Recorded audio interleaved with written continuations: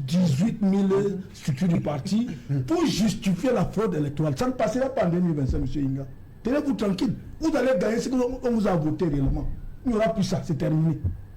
Et puis de deux, et comme disait Aloïs, qui dit que si l'opposition est tellement si faible, pourquoi trembler à chaque fois qu'elle veut se réunir? Mais c'est le cas du ministre de l'administration territoriale.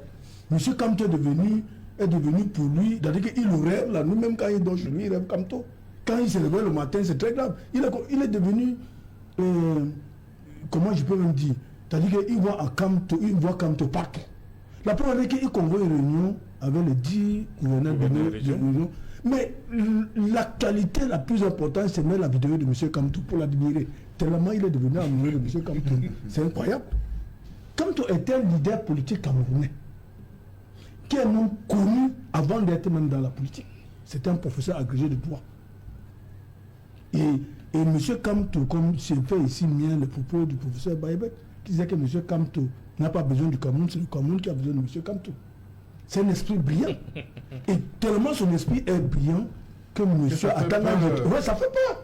Et la preuve en est, il utilise donc en même temps, M. le ministre Atanga, il utilise en même temps le professeur Kamto pour faire diversion sur la question orale que l'honorable Nitio lui a posée dernièrement à l'Assemblée. À ce genre, qu'est-ce qu'il a fait de l'argent que l'État a mis à la disposition de la direction de la protection civile? Il n'a pas pu répondre. Jusqu'aujourd'hui, nous attendons sa réponse à la question orale du député Jean-Michel Nitio, qui est incapable d'expliquer à vous-même, M. Inga, qui est du RDPC. Qu'est-ce qu'il en a fait avec les 6 milliards que l'État a mis à sa disposition pendant plus de 12 ans? Ça fait environ 72 milliards. Qu'est-ce qu'il en a fait? Absolument rien. Il est incapable. On voit encore à la Falaise de Tchang et les 2 dernières catastrophes, à la Falaise de Tchang et à Yagua, la catastrophe de Yagua. Les inondations. Que les gens utilisent encore les pirogues pour aller sauver entre eux, des trucs. Et qu'à la Falaise de Tchang, on prend les pioches et quelques pelles bêches pour pouvoir aller secourir. En 2024, c'est grave. Et M. Eyinga s'assoit sur ce plateau aussi sérieux, en manquant du respect au Cameroun qui nous suit en disant que le a tout fait. Ce pays, je vais vous rappeler, M. Eyinga, en 82, quand le président Biya est arrivé au pouvoir, le budget de la République du Cameroun était de 400 milliards. Avec 400 milliards, M. Ayidjo a conçu Séluka. Il a conçu le port de Douala, il a conçu l'aéroport, il a acheté le Boeing 747 à l'époque, donc très peu de compagnies dans le monde déterré. Il dit dans le monde, pas en Afrique. Ayidjo a conçu et bâti cet état, la route Douala-Yaoundé, que vous avez pompeusement appelé Axelou. C'est de l'argent qu'Ayidjo a laissé.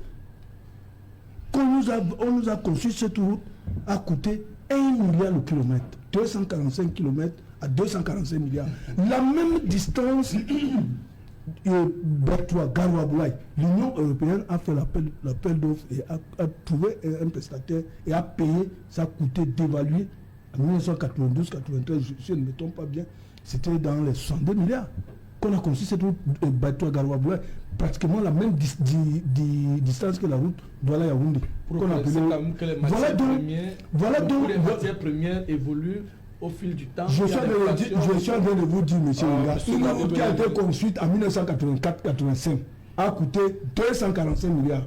La même distance a été construite en 84-95, c'était non dévalué. Et le franc CFA a été dévalué en 1993. Et on a conçu la même route. Ça a coûté 62 milliards. Ouais, donc, et je voudrais rappeler ici pour terminer. Je vais rappeler rapidement pour terminer, c'est Alain, que M. Atangandi a refusé de répondre à Jean-Michel Nitio, de répondre à sa question orale concernant les 72 milliards consacrés sur la lutte, sur la protection civile. Mais qu'ils sachent que ça ne peut pas rester comme ça. Les crimes économiques sont imprescriptibles. Même après 100 ans, il sera poursuivi. Il pourra répondre de l'utilisation de ces 72 milliards. Le rôle de Inga sur ce plateau, son rôle vise effectivement d'entretenir la diversion. Non, je réponds aux questions. Monsieur Inga, laissez-moi parler. Vous parlez, je vous écoute. Et il y a quand même l'amabilité d'écouter les autres. Oui. Vous voulez avoir, je sais que je suis dans le RDBC, de vouloir avoir le monopole partout et pas le faux. Je dis donc, votre rôle ici, effectivement, c'est de venir faire la diversion parce que vous n'avez aucun argument qui tient. Comment? Je le dis, et je le répète, vous n'avez aucun argument qui tient. vous êtes là pour faire la diversion. Jamais. Vous êtes d'amener l'auditoire à ne pas bien suivre le message qu'un alus, on en a peu analysé ou bien mettre le mettre ou autre. Donc vous êtes là juste pour animer la galerie. Non, comment vous pensez? Moi, j'ai dit beaucoup de choses au Cameroun. Merci, nous sommes... Merci. Au ministère de l'administration territoriale, on réagit aux accusations du président du mouvement pour la renaissance du Cameroun MRC, Maurice Kamto, relatives à la délivrance de cartes nationales d'identité et de cartes d'électeurs aux étrangers. Récemment, il a même indexé les services de sécurité et Elecam, insinuant une intention d'enrôler des étrangers dans le fichier électoral national. Je voudrais dire clairement à ce politicien véreux d'arrêter, car trop, c'est trop. Le MINAT Paula Tongandji agite dès lors la menace d'un nouvel emprisonnement. Si cette personne persiste dans la logique de provocation, de manipulation, de dresser les Camerounais les uns contre les autres, il va une fois de plus terminer sa course dans le pays de Si Je Savais. Et cette fois-ci, dans le pays de Si Je Savais, le séjour sera long. Le leader du MRC n'est toutefois pas le seul homme politique à être dans le collimateur du MINAT. Je dis bien, à partir de ce jour, aucun écart de comportement de qui que ce soit ne sera toléré. Au Cameroun, l'immunité parlementaire ne peut être invoquée en cas de flagrant délit. Pour rendre effectif ce contrôle des hommes politiques dans l'espace public, le ministre de l'administration territoriale a mobilisé le commandement territorial. J'ai donné des instructions à tous les gouverneurs, les préfets et les sous-préfets, de suivre étroitement les faits et gestes de ceux qui prêchent le désordre, parce que la loi va sévir. Cette sortie de mise en garde du ministre de l'administration territoriale est la énième depuis le début du conflit qui l'oppose à Maurice Kamto dès la présidentielle de 2018. Les demandes de publication du fichier électoral national ou encore la déclaration de candidature du président du MRC à la présidentielle de 2025 ont nourri les tensions entre les deux hommes ces derniers mois. D'où vient-il que le ministre de l'administration territoriale croit pouvoir se mettre en surplomb? S'il est candidat, qu'il présente sa candidature. S'il est électeur, qu'il s'assure qu'il a sa carte d'électeur et aille voter le jour venu. Sa fonction de ministre de l'administration territoriale fait de lui un acteur du processus électoral, comme les partis politiques, comme Elecam et comme d'autres acteurs déterminés par la loi. Il faut arrêter la confusion et l'esbrouf. Il faut arrêter le m'as-tu vu. Cela n'impressionne personne. Il faut être un rêveur stupide ou d'une arrogance aveugle pour croire qu'on pourrait ouvrir la boîte de Pandore au Cameroun et que rien n'en sortirait. À force de dessiner le diable sur le mur, il finira par apparaître. Que ceux qui croient qu'ils peuvent craquer une allumette dans une usine à gaz et en sortir vivant se détrompent. On mourra tous dans cette usine à gaz. Nous sommes capables de perturber tous les meetings du RDPC. Il faut que l'administration le sache. Et ceux qui veulent que le pays s'embrase en porteront l'entière responsabilité. Ils ne sont pas plus camerounais que d'autres. Nous ne sommes pas un peuple couché. Nous ne sommes pas des dirigeants à plat ventre. Nous sommes des hommes et des femmes responsables, respectueux des institutions de la République, lesquelles doivent nous respecter, non seulement comme citoyens, mais comme responsables de formations et partis politiques prévus par la Constitution pour accompagner les élections dans notre pays. Nous ne quémandons rien. Nous ne demandons aucune faveur. Nous demandons le respect et l'application stricte des lois de la République.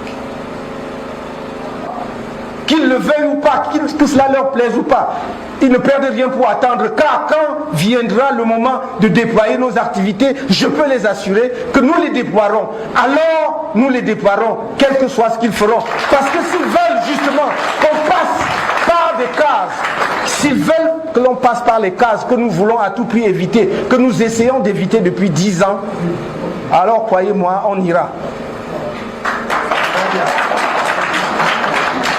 Ça suffit.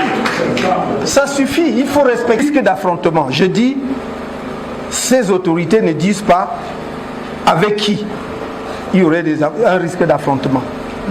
Mais nous savons que ce sont les soi-disant élites du RDPC de la région qui paniquent. Sans doute les mêmes qui avaient brûlé le matériel de notre parti politique à Maroua.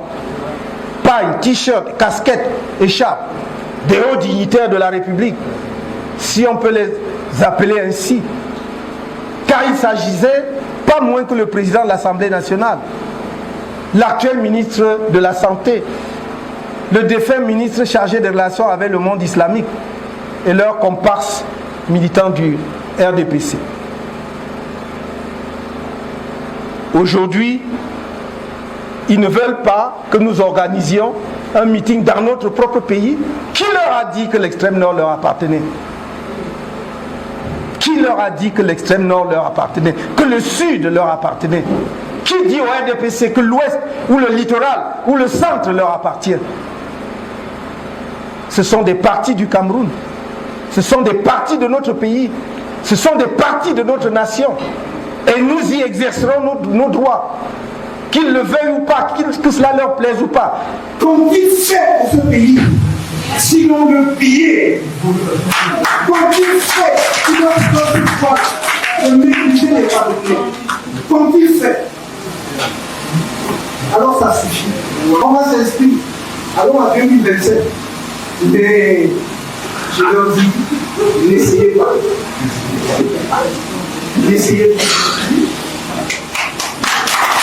La police, tout ça, la grève répliquée, ouvrez les téléphones qui suivent en direct, pour qu'ils n'essayent pas de faire la même.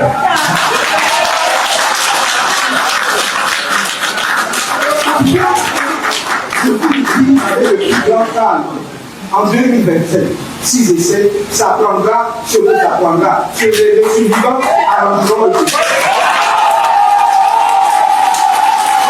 Les pays qui se disent à bout du Cameroun, du peuple camerounais, doivent agir maintenant pour aider notre pays à ne pas sombrer dans la violence, pour préparer les extrémistes du régime et leurs alliés de l'opposition et de la société civile. J'invite solennellement les Camerounais à leur donner une réponse politique exemplaire en allant plus massivement encore s'inscrire sur les listes de